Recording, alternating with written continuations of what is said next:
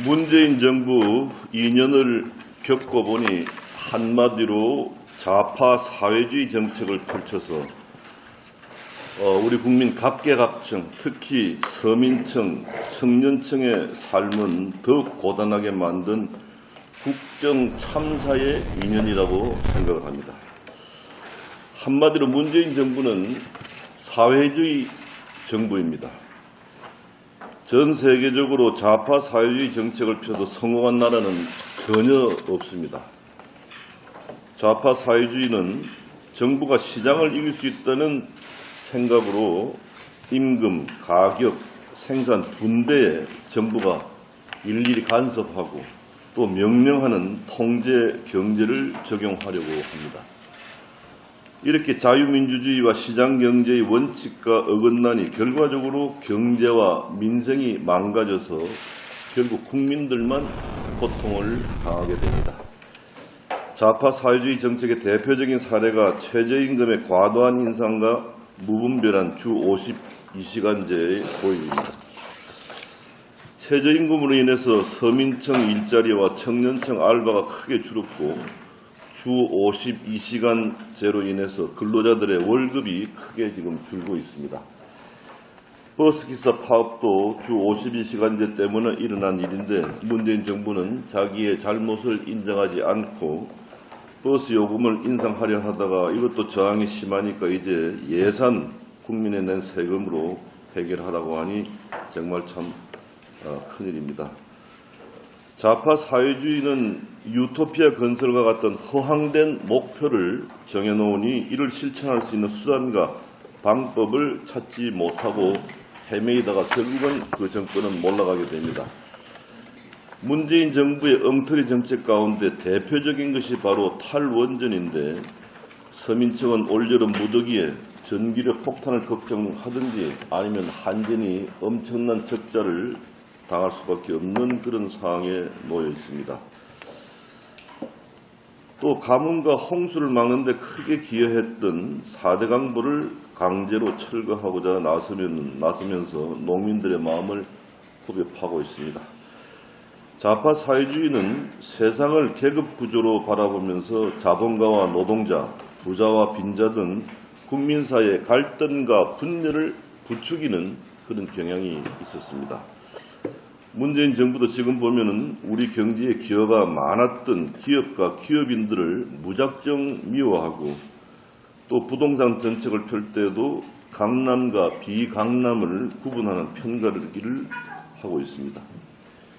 기업인들은 지금 신규 투자를 거의 하지 않고 있는데 그 결과 올해 1분기에 설비 투자가 10.8%나 감소하면서 21년 만에 최악을 기록하고 있습니다.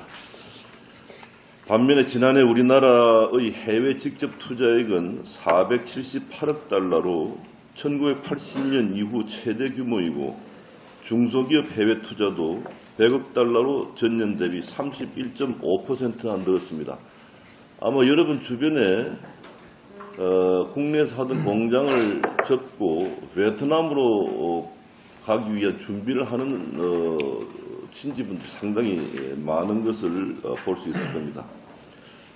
이러한 통계는 기업인들이 문재인 정부 밑에서 투자하기 싫고 차라리 해외로 나가겠다는 확실한 증거이고 이렇게 투자가 줄어드니 일자리가 만들어지지 않아서 현재 고용 참사가 일어나고 있는 것입니다.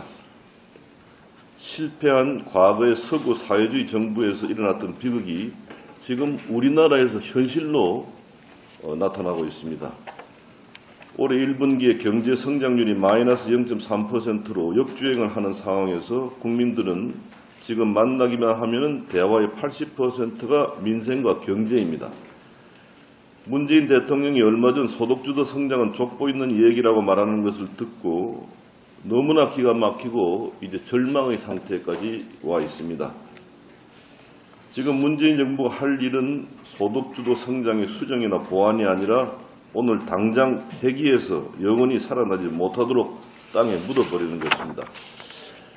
초반에 말씀드렸습니다만 좌파 사회주의 정책은 수정한다고 제대로 작동할 수 없고 지금 당장 그만두지 않으면 우리 대한민국이 정말 망할지도 모른다는 그런 절박한 생각을 해야 합니다.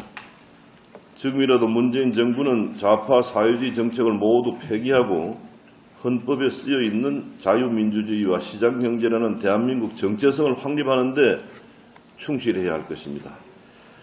이것을 촉구하기 위해서 우리는 나라를 구한다는 그런 의미에서 문재인 정부의 좌파 사회주의 정책 거부 운동을 맹렬히 펼쳐야 할 때가 온 것 같습니다. 많은 국민들이 2년밖에 안 된 문재인 정부에 벌써 지쳐가고 더 이상 기대할 것이 없다고 분노하고 있습니다. 대통령이 이렇게 오로지 내 편만 챙기고 좌파 사회주의 성향의 내 정책과 내 소신만 강조하는 오만과 독선의 정치를 지속할 경우 문재인 대통령의 임기의 끝은 불행하게 될 것이라는 것을 오랜 정치 경험을 통한 제가 확신합니다. 문재인 정권의 분노한 국민들이 2020년 총선에서 이 정권을 제대로 심판하기 위해서는 우리가 또 정권을 찾아오기 위해서는 우리 자유한국당도 과거의 모든 악연을 씻고 총단결해서 문재인 정부와 싸워서 나라를 구하겠다는 그런 심정으로 돌아가야 한다고 생각을 합니다. 네, 감사합니다.